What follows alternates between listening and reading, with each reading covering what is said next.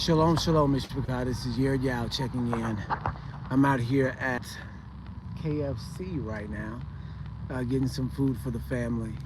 And I figured I'd come on here and talk to you guys while I waited. So there's been a lot of stuff going on. I haven't really been doing a whole bunch of lives. I think I'm gonna get back into doing them because I will have a little bit more time on my hands now than I did before. So I might have the ability to do more lives, and I will give it a shot. I will try to make more lives. But I wanted to talk about some of the stuff that's going on in the United States right now. The number thing that's going on is these drones, right? These drones are everywhere. They're in New Jersey, they're in New York, they're in Pennsylvania. People are saying that they're seeing them in California and in all of these different places. That there's some sort of weird thing going on in America with these drones right now around these major cities, and it's weird. It's just a weird thing, you guys. And so, this has recently put out some videos, or at least one video, a few videos about the UFO phenomenon and what it is, where it comes from, and I guess not where it comes from, but what it is, right? And I guess where it comes from too, if you understand it, but definitely what it is, so people are not confused by what they see. And you can't be confused by what you see, even though you've been given, the interpretation for what you see.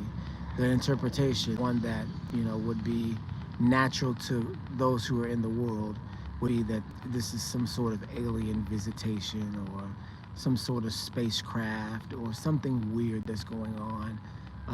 That's, similar to that, some sort of extraterrestrial phenomenon, right?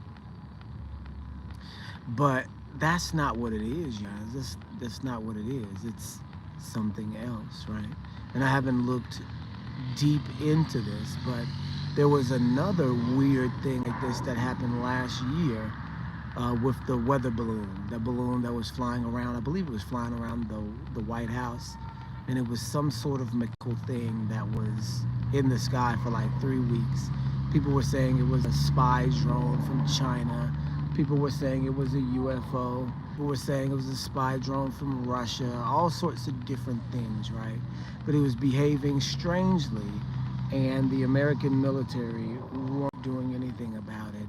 And it is the American military's responsibility to do something about it, particularly the Navy and the Air Force, right? So why aren't they doing anything about these drones?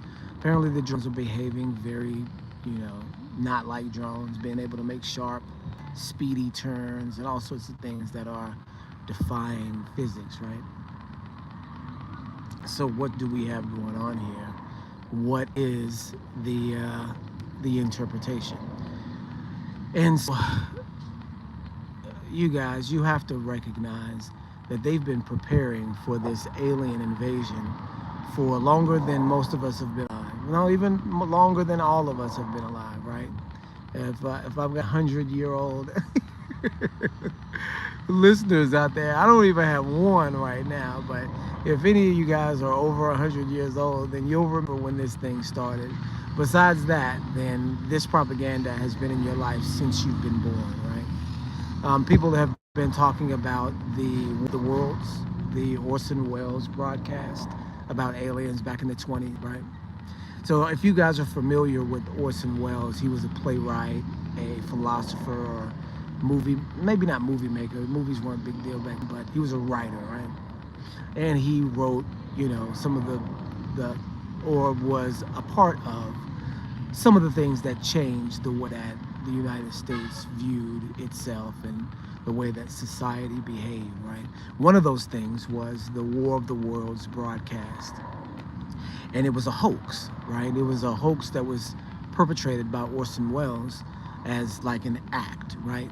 So if you guys are unfamiliar with War of the Worlds broadcast, it was an actual broadcast that was broadcast live over the radio. And I can't remember if it was Pennsylvania or Ohio, but it was somewhere in that region. And what happened was Orson Welles got on there and pretended to be reporting about a live alien invasion as he is watching it, right?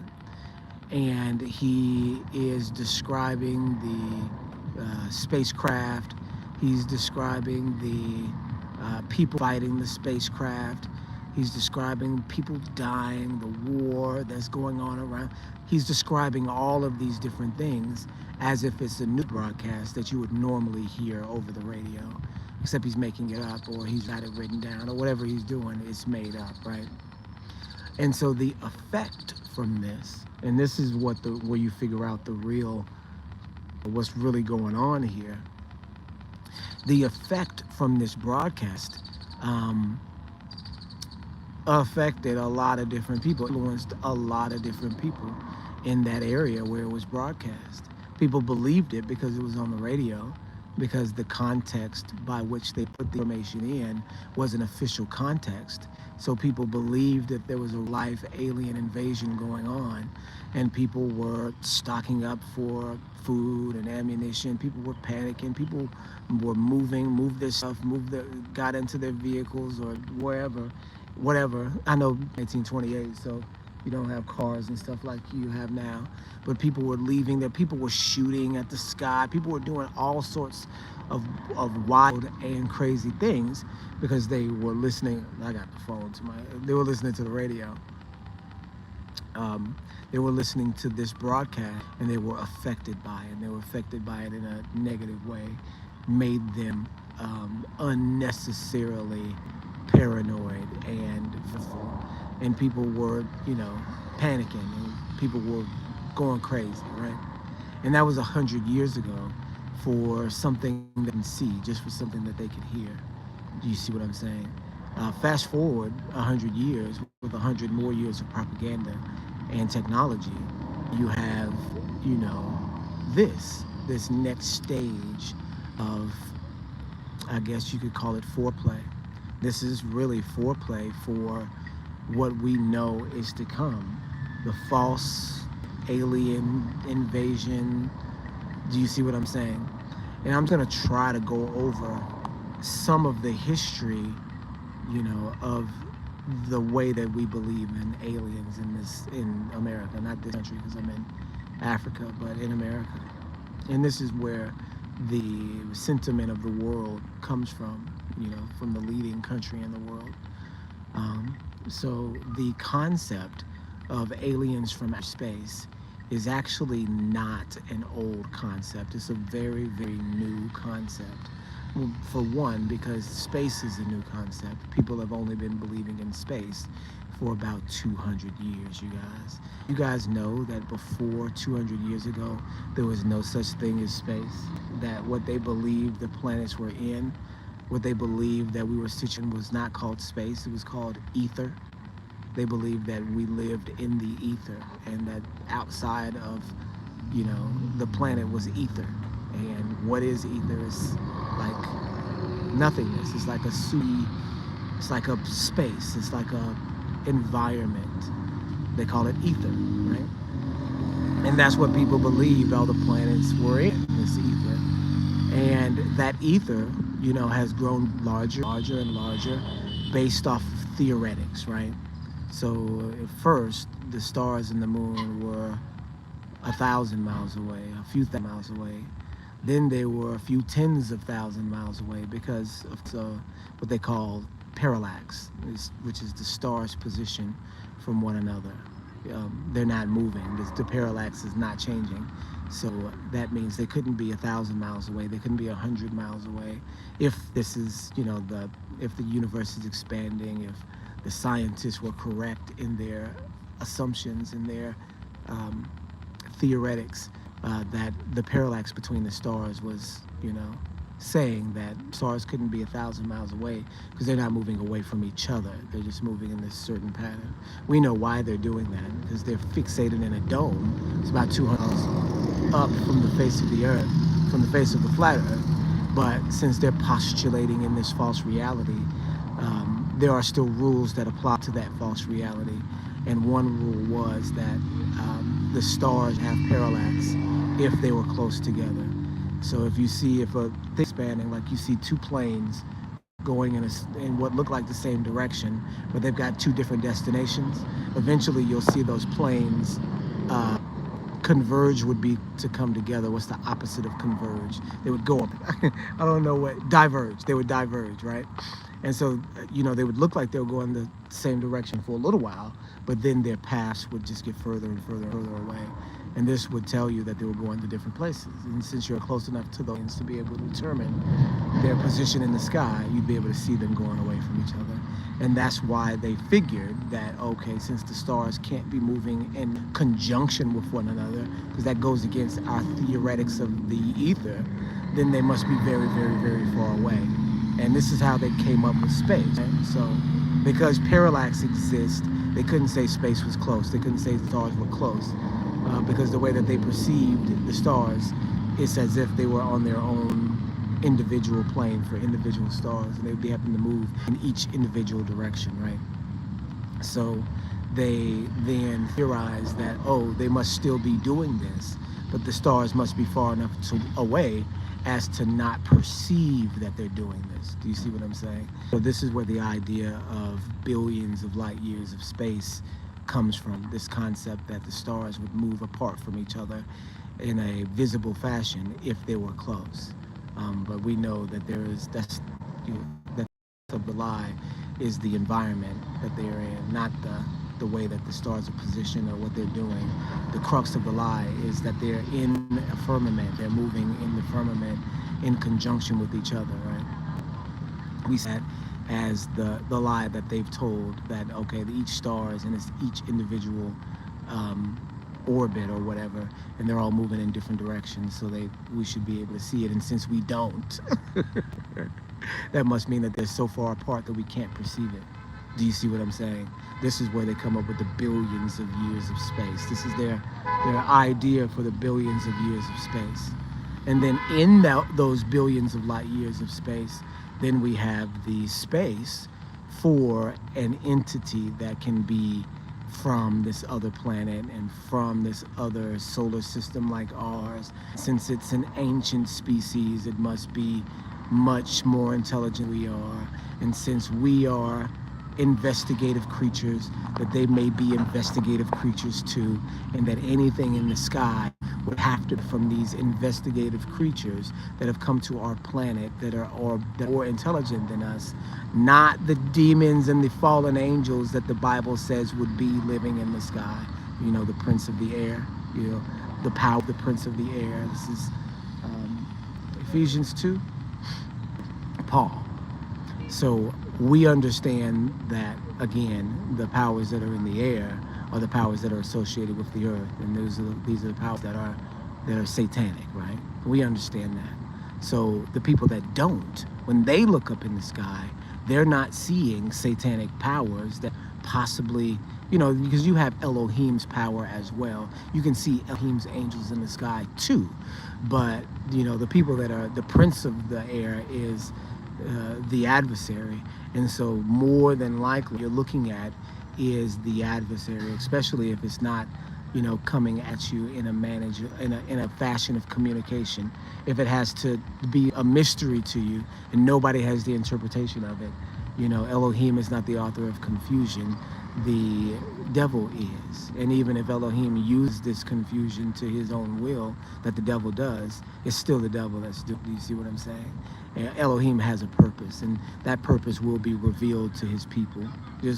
People could say the Tower of Babel caused confusion, but there's a purpose for that, and that purpose was revealed to his people. And since there was a purpose for it, it wasn't confusion. It may have been confusion for the people that were confused, but for the people that knew, it wasn't. There was a real reason behind the things happening. Do you see what I'm saying? So what we understand is that when we see things going on in the sky, it can only be one of two things.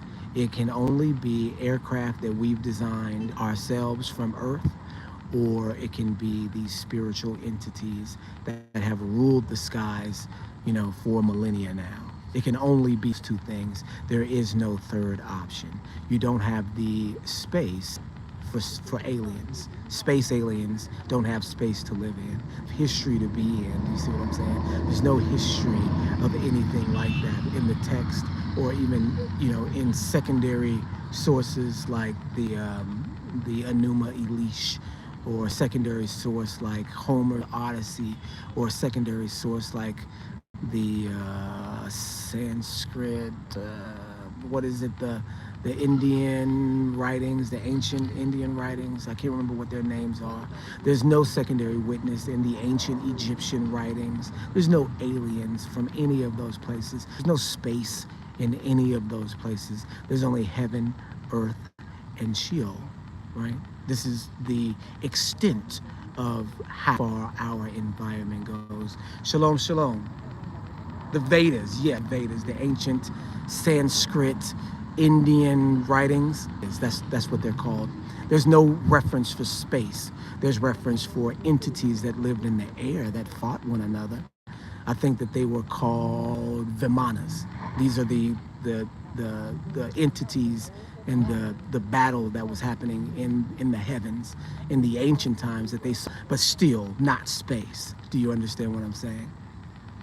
And so this is a whole new concept that we're dealing with here, you know, that has arisen in the past, you know, 200 to 150 years, that there's such thing as a space alien, that there's such thing as an alien invasion.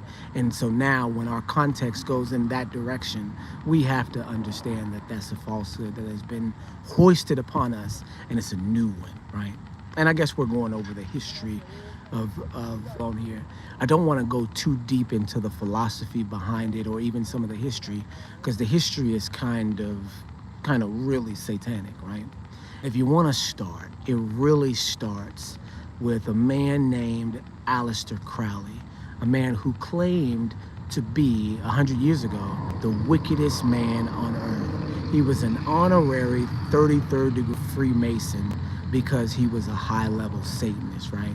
Everybody knows who is, you know, in occult practice. Everybody knows who Aleister Crowley is. He literally wrote the book on occult practices. Understand what I'm saying? This is high-level Satanism. Is, you know, involved in high levels of government all over the world, right? So what he ended up doing was going to Egypt and performing some sort of ritual, which he believed was successful, and that he was able to to summon and manage some sort of demonic entity from inside one of the pyramids. And he described what that entity looked like. And I don't, you know, suggest that you guys go digging too deep in research, because of course it's going to take you to some dark places. But in order to understand what we're dealing with in the modern era, and why it looks the way that it looks, and why it acts the way that it acts, we kind of have to know where it comes from. The evidence for what it is exists. We just have to know where to find it, right? And then, of course, we don't go too deep into it, because these are devices of the devil, right? So we know that Aleister Crowley summoned this entity, and the entity had this big, huge, large head, like we see the aliens today, right? And so he said that today we call them spirits, today we call them, you know, ghosts, tomorrow they'll be called something else. Do you see what I'm saying? Whatever these things are that he's saying, today we call them ghosts, tomorrow we'll call them something else. And Aleister Crowley was only 100 years ago, and since then, people have been calling them aliens, right? Aliens, which is in itself an ancient Hebrew term, aliyun, which means most high. Did you guys know that alien in English is a term that means stranger or foreigner, but aliyun is a Hebrew word, and it's pronounced just like that, aliyun, and spelled aleph, lamed, yod, wa, nun, which literally is aliyun or aliyun, and it means the most high. It comes from the word Allah, which is a term for a powerful being. And Allah-on is the most powerful, the most high, because the term Allah also means to raise up. So again, you have these references, these ancient references, you know, showing their faces again in the modern context. And, this is when, in reality, I believe that these entities actually were summoned from hell, or, if they're living in the sky, empowered some sort of way through the pyramids. Who knows, who cares how or why, but empowered to be able to help design this doctrine that people now worldwide believe in. This doctrine was designed to, this doctrine was designed to put a different face, a different concept onto an ancient species of satanic angels. Do you see what I'm saying? An ancient species of angels that have always been living in the sky, that have always appeared saucer-shaped, that have always had other entities associated with them, with big heads or with funny appearances or with, anthropomorphic features. This has always been the case since, we have, the Vedas and the Vimanas, and then you also have Ezekiel with the Ophanim, just all throughout history. Just now, in the last 100 years, have they been termed something else. See what I'm saying? And so let's jump into the future about 40 years to 1948, where you have the Roswell crash.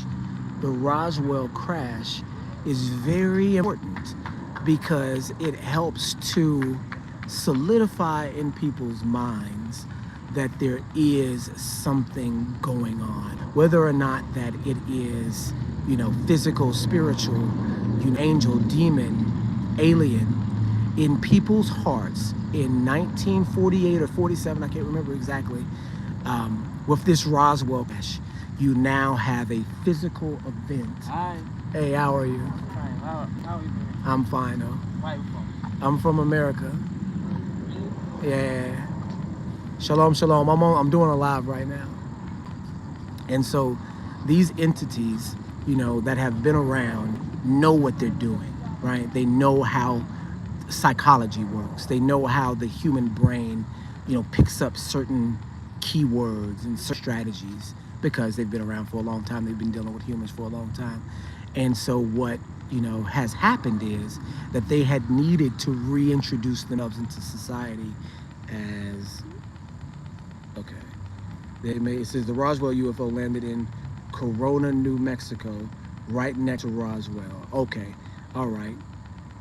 Yeah, and that was in 1947 or 1948. So I want to make a connection to Israel here, because Israel was founded, the state of Israel was founded the same year, 1948. Also have, and I skipped one. Don't let me forget. There's another experimental something. Yeah, who knows what this is, but there was an experiment that was done in the 20s, and this involving Aleister Crowley and a couple of other people that you may recognize. There was a guy named Jack Parsons, right? This is before Roswell. All of these things are connected. But there was a guy named Jack Parsons, and I'm sure, Sarah, you are familiar with Jack Parsons. It seems like you are, familiar with all the information. So Jack Parsons was another occultist who worked closely with Aleister Crowley, and who ended up being killed in some sort of freak explosion in his laboratory. Jack Parsons is so influential in both the occult and in quote-unquote scientific circles, that they have a whole laboratory, whole industry of science named after him, called JPL. It's Jack Parsons Laboratory, but they also call it Jet Propulsion Laboratory, right? But it's supposed to be named after Jack Parsons in secret. So one thing that he was involved in was a ritual called Babylon working, right? And there's so many references to what we're going through now there. But Babylon working was this experiment, and you can look this up on Wikipedia, but it was this experiment that involved like some sort of large explosion, a woman, and then all of this ritual magic. And supposedly they had, yeah, it's definitely New Age stuff, all New Age stuff. Um, so all of that in this particular ritual was supposed to take place in the desert. It was supposed to take place with this giant explosion, and Jack Parsons was supposed to have done and was trying to summon some sort of entity with this, with this working. And from what he says, again, that it was successful. They successfully summoned this entity, and now the entity is here and doing things. And those are always strange, strange things to hear about. It's like, okay, well, you summoned this thing from some other place, and now it's here. Where is it doing? I don't see no giant monsters. I don't see no demons. And this is the crazy part about it, because we see the UFOs, right? We see these mysterious lights in the sky that come and go, in these, conjunction with military bases, in conjunction with these ancient mountains, in conjunction with ritual magic, in conjunction with spirits, right? The UFO phenomena is always associated with also spiritual phenomena, with possession. You see what I'm saying? So this, whatever it is that was some 20s by Jack Parsons, and then Jack Parsons being assassinated in this explosion after the fact, is, proof and parcel of some of the things we're experiencing now. So they're leading one to another. It's like Alistair summoned this thing that told them how to summon this other thing that told them the route which to go to for people to believe what we believe in now. And so the possession, the proof in the entities being here is by the way that people believe. It's the propaganda. The possession is in the propaganda, because these ideas that come out of this era have now become mainstream and are now their own religion. They are set in stone. It's set in stone that Earth is round. It's set in stone that there are other solar systems. It's stone. This is, of course, in the world. We that know better. But it's set in stone. Aliens are real. I mean, for how many years now have people believed that aliens are real? These things are set in stone. If you say aliens aren't real and are, people will call you crazy. Now in this modern era, things are starting to change, but this has been the way that people have felt for the last 75 years or so, for the last 75 to 50 years. And it's because of these events happening, like Roswell, like the crash in Roswell that Sarah here is saying is in Corona, New Mexico, which is very strange because Corona means crown, right? We just had a coronavirus come around, right? All these things may be connected, you guys.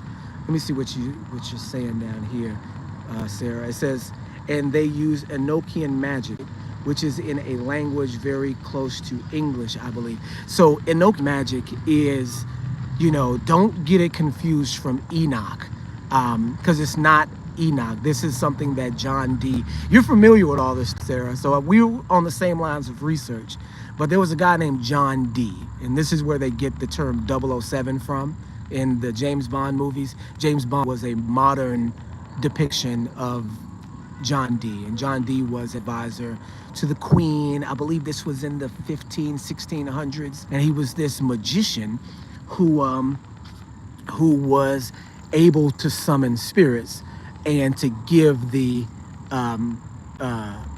advice or the counsel that these spirits were giving him, Queen, at the time, to the Queen, to the King. And I can't remember what queen, what king he was associated with, but I do know that he was an advisor to the Queen and to the King. And he's the one that came up with this system that they now call, or that he called, Enochian magic. But it had nothing to do with Enoch. He just, termed it as Enoch. The angel that he said that he was speaking to told him the figures to write, and if you look at it, there's a whole language associated with it. And I don't suggest that you go too deep into this, because this is witchcraft. It's literally witchcraft, right? And so One thing that John D said that really spoke to me, that really let me know that what I know to be true is true. He said that these beings that I'm speaking to are lying to me. And that really, when I first came across this information, that really blew my mind because, this was before I even understood the scripture. This was, 12, 13, 14 years ago when I'm doing this initial research that brought me to the scripture. When he's saying that these entities that he's communicating with are lying to him, I'm thinking, why in the world would anybody with Enochian style information, why would they be lying? But he was convinced in what they said. And then there was something that they said to him, which let them know that they must not have been telling the truth about everything that they were saying to him. Because he literally writes that I think these creatures are lying to me. Do you see what I'm saying? And this is why all of these things have been an incremental build, a push towards where we're at now, because in this same time frame, in the 1600s, we have the emergence of the globe world point of view.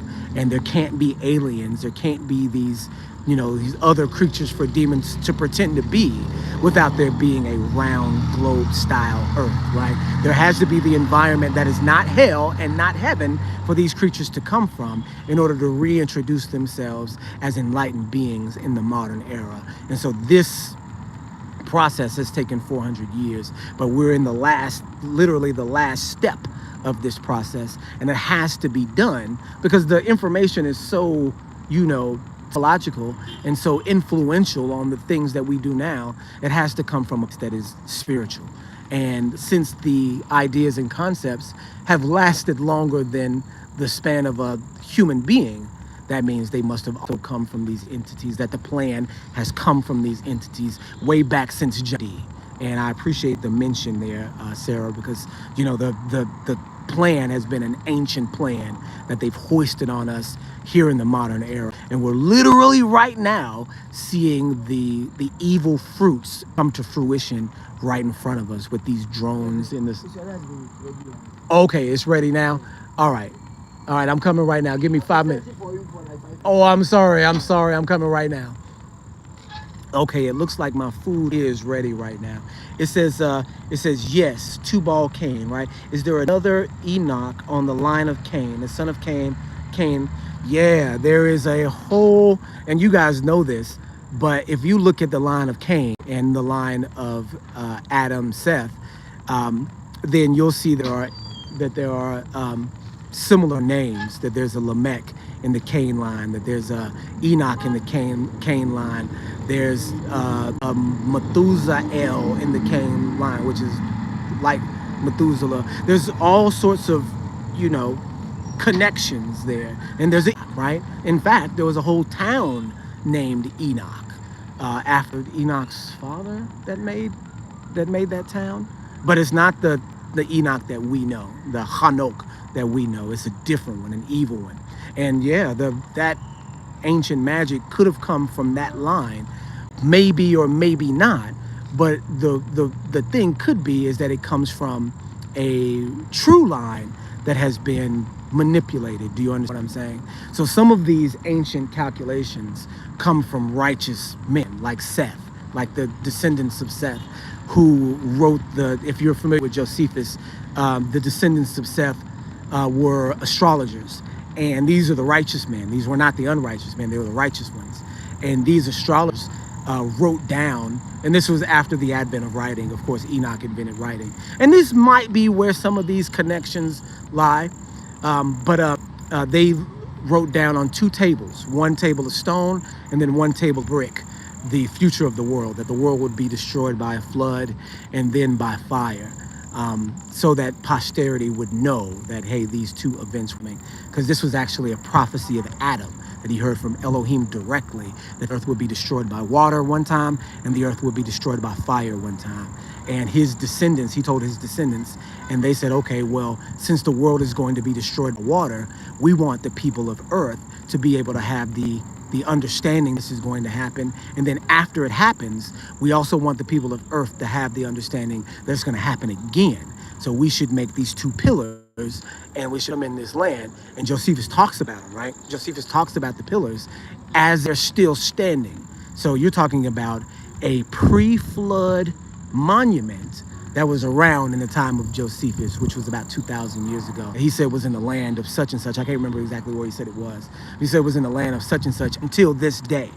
So you guys, it's a beyond certainty that the world is going to end by fire again. So we want to prepare ourselves for this. And before all that happens, we have the tribulation on earth by the beast kingdom.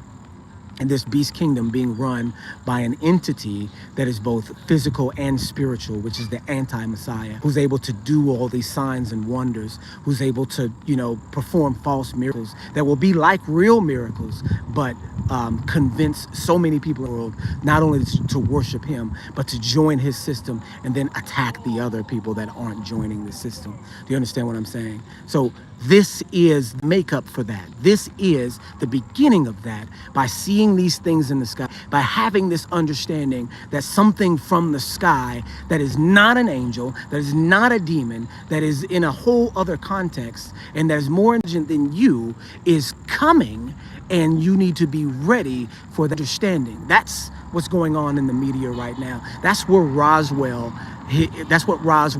the crash in Roswell is meant to solidify into the minds of the society that, hey, this thing that we think is spiritual is physical. There's this craft on the ground, right? And that means this craft comes from another planet, and that other planet has people on that planet that are more intelligent than you are, which means you should listen to them. But that's false context for the rise of the anti-Messiah. You guys understand what I'm saying? You guys understand that this is an ancient idea that's being brought to fruition in front of us. And this is, not the only issue here, because these things that we believe to be craft, UFO, or whatever you want to call them, are actually animals themselves. And I mean, it just sounds crazy. People just talking, right? But they're actually spiritual entities themselves. The ancient texts speak about as being, either on the good side or on the bad side. Even in, I just put a video out, Secret Religion 4. There are reports in England, reports from, 200-300 years ago, of things that they called clouds that would come down to earth and devour people and spray blood and do all of these wild, and they were in the shapes of saucers, and they suck people up off the ground. And there's this wave of disappearances in modern America, in all of these, cave systems and mountain chains, where people have just disappeared off the face of the earth. No tracks, no sounds, no corpse, no nothing. And here we are in the modern era, not understanding this to be an element of our reality, and have mistaken it again for what we've told it was. Does that make sense? And I'm kind of trying to wrap this up. I'm gonna have a part 2 on this subject, because right now we're at Roswell, and I want to go beyond Roswell into the propaganda that they've put it, like E.T., these other different movies, and Close Encounters, and Independence, all of these different movies that have shaped our understanding of what something coming from heaven should be. You see what I'm saying? And so now when we see these drones in the sky in America, we need to look at it as if it's propaganda. Do you see what I'm saying? They may be real life spiritual entities that are dangerous, but since nothing's happening about it, since people are unreporting, since there's no jets or cause for concern, we have to look at it as more of this propaganda style attack, except an attack in your mind of what you believe instead of a physical attack. But again, this may turn into a real physical attack too, because these entities, whether they be whatever, have the ability to attack too. Do you see what? Physically and not just spiritually or through propaganda. You guys see what I'm saying? So let me see what these comments say. It says, isn't one of those miracles to bring down fire from the sky? Absolutely. And this is the actual miracle that he's able to use to convince so many people. And we know that the ability to do that right now, whether it be real or false, is available, whether it's through HARP, whether it's through Project Bluebeam, which are connected, right? Whatever. The ability to do that is available today in a real technological fashion, which could be perceived as miracle or as science or as something greater than what we as humans are able to do. And thus this person now must be followed. Or if not followed, then feared. Either way, you're down the wrong path. So this is a concept that I want to continue to flesh out. This is something that has always been an interest of mine ever since I was a little kid. I've talked about it on this channel before, about the difference between the belief in aliens and the belief in Elohim. And I think it's an important thing to differentiate. And the crux of it, the anchor to these beliefs, is what type of faith do you have? Do you believe that Genesis 1 is saying? What do you believe the shape of the earth to be? Do you see what I'm saying? It's the anchor of all of these different concepts. What do you believe? Do you believe the Bible or do you believe the world? Okay, I really appreciate you coming on, Sarah. And I think that there was a couple other people that came on, so I appreciate y'all too. But I'm gonna pick this conversation back up, not today, but at a later time. I'm gonna try to pick it up tomorrow with a part 2, and we'll go from Roswell going forward. And from Roswell, obviously it's all like media, right? There's a couple different things that are real life instances, like the WOW event. I think it was Ohio State, where they got this signal, and then that movie comes to pass, right? The Contact movie. They get the signal, the WOW, Ohio State in the 70s, and then Carl Sagan writes this book in the 80s, and the movie comes out in the 90s. You can kind of see how this is going. But shalom, shalom, you guys. I got to go in here and get this food and get back to the family. It says, glad to catch the stream. Thank you for this. Hallelujah, Sarah. Appreciate you for stopping by. Shalom, shalom, sister.